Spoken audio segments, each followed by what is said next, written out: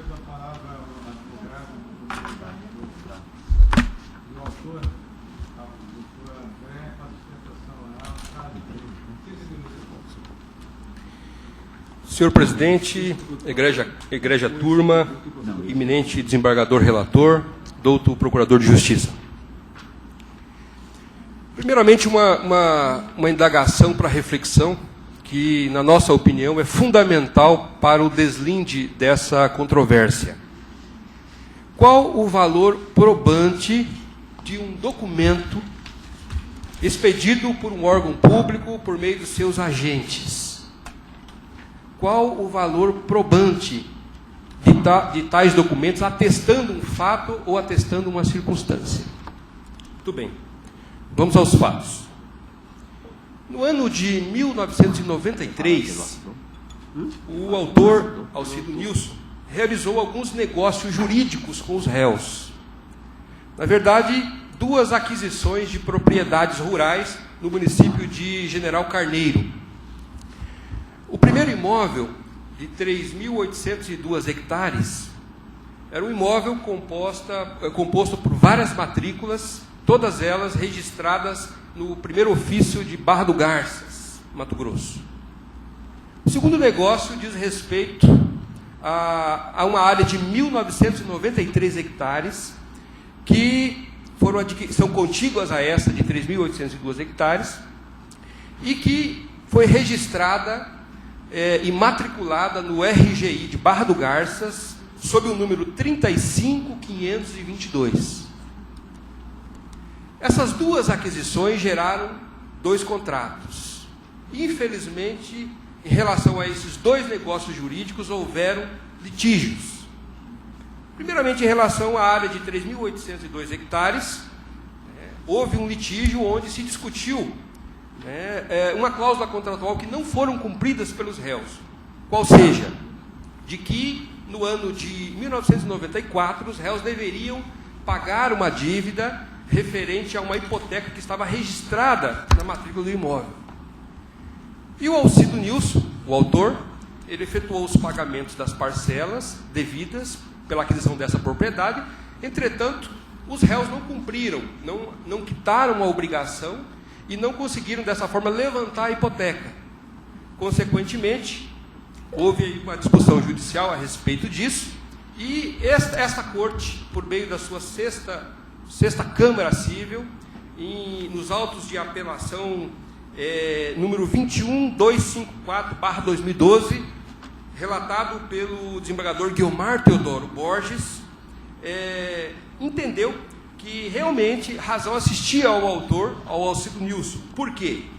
Porque o não levantamento dessa hipoteca e a não transferência dessa propriedade acabava sustando o direito subjetivo, acabaria sustando qualquer direito subjetivo dos réus nessa ação rescisória. Portanto, logrou ganho de causa o Alcido Nilson nesta demanda. Em relação ao outro contrato, a área de 1.993 hectares, que é objeto desta rescisória, o litígio, o Alcido Nilson não teve melhor sorte.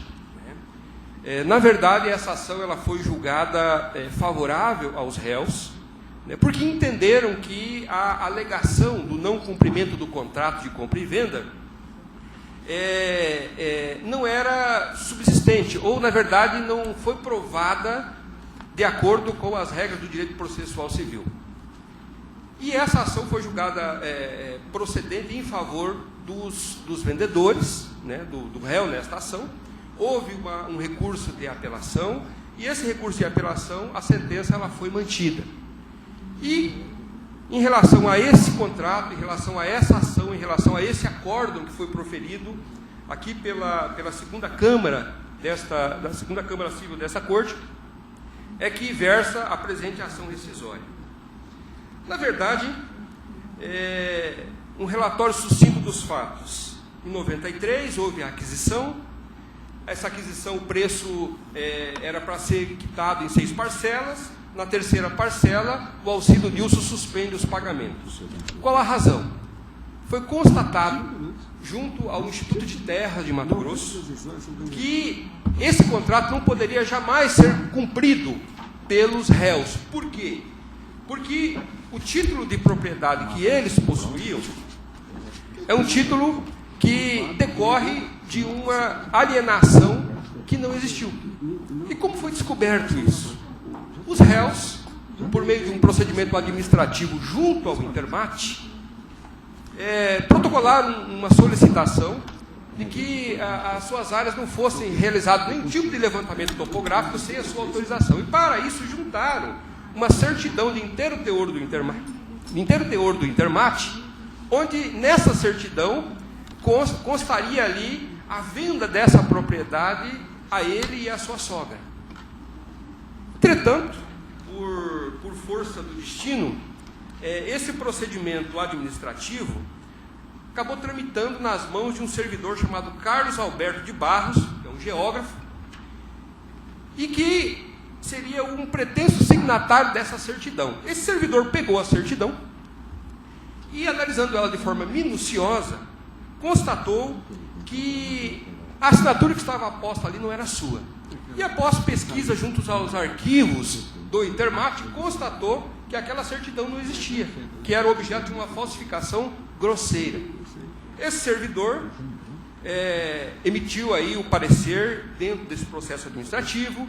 A assessoria jurídica do órgão também emitiu um parecer nesse mesmo sentido. Inclusive, o próprio presidente do órgão, à época, pediu providências à Polícia Judiciária Civil para instaurar um inquérito policial para investigar este crime. Muito bem.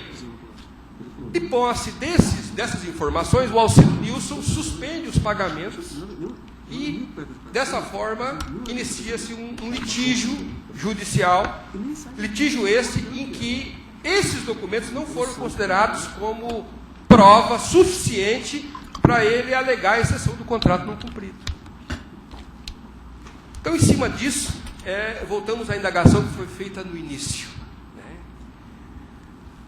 Há um registro feito numa matrícula, a matrícula 35522, que se encontra lá nas folhas 166 dos autos, demonstra que o proprietário dessas terras adquiridas pelo Alcido Nilson era o Intermate.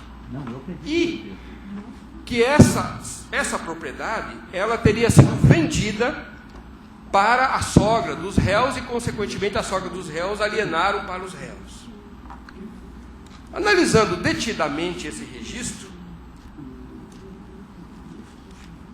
Vossas Excelências poderão detectar, isso está nas folhas 166 dos autos, poderão detectar o seguinte, que o primeiro registro, conforme, registro número 1, proprietário, Instituto de Terras de Mato Grosso, Intermate.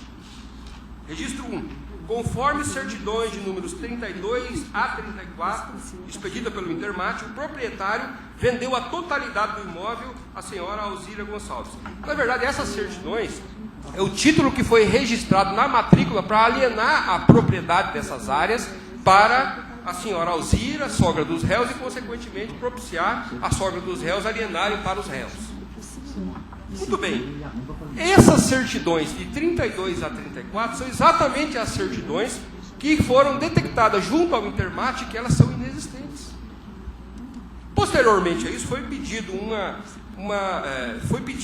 certidão de localização, que inclusive se encontra aí nos autos, as folhas 136, onde o Intermate atesta que não possui origem em título definitivo expedido pelo poder público a matrícula 35522. Então, veja bem, o que nós temos aqui? Nós temos um procedimento administrativo elaborado por agentes públicos, temos um expediente do servidor que, em tese, teria assinado a certidão que propiciou a transferência dessa propriedade, dizendo que essa certidão ela foi falsificada de forma grosseira. Portanto, em hipótese alguma, essa propriedade poderia e jamais poderá ser transferida para o Alcido Nilson. Então, nós cremos que esses documentos, aliado a outros documentos que estão nos autos, como a certidão de localização, como pareceres da própria assessoria jurídica do Intermate, são documentos que gozam de fé pública, que têm legitimidade, que têm presunção de veracidade e, portanto, em nenhum momento foram infirmadas por quem quer que seja, tanto naqueles autos primitivos quanto nesta ação rescisória por ocasião da contestação. São documentos que advieram de um órgão público, que é o Intermate, o órgão encarregado de realizar a política fundiária do Estado, o órgão reconhecendo que as certidões que propiciaram a primeira alienação para a sogra dos réus, e consequentemente propiciaram a alienação da sogra dos réus para eles, essas certidões foram grosseiramente falsificadas. E aí surge a resposta à indagação. Nós cremos que todos esses documentos têm força sim probante para demonstrar que o documento em que foi utilizado para sustentar a sentença e o acordo que ora nós buscamos a rescisão junto a esta corte, são mais que suficientes para o julgamento procedente dessa ação rescisória. Então, nesses termos, nós requeremos aqui a vossas excelências, e especialmente ao doutor relator, que julgue procedente esta ação rescisória, a fim de rescindir o acordo proferido no recurso de apelação 22.693/2002, proferido pela segunda Câmara Cível dessa Corte, e bem como promova o rejulgamento dessa ação, sobretudo levando em conta o paradigma que nós citamos aqui, referente ao julgamento do primeiro negócio jurídico pela sexta Câmara desse Tribunal de Justiça, nos autos de apelação em que o eminente desembargador Guiomar Teodoro Borges proferiu um judicioso voto. Nesses termos, nós pedimos aí a procedência da ação. Muito obrigado.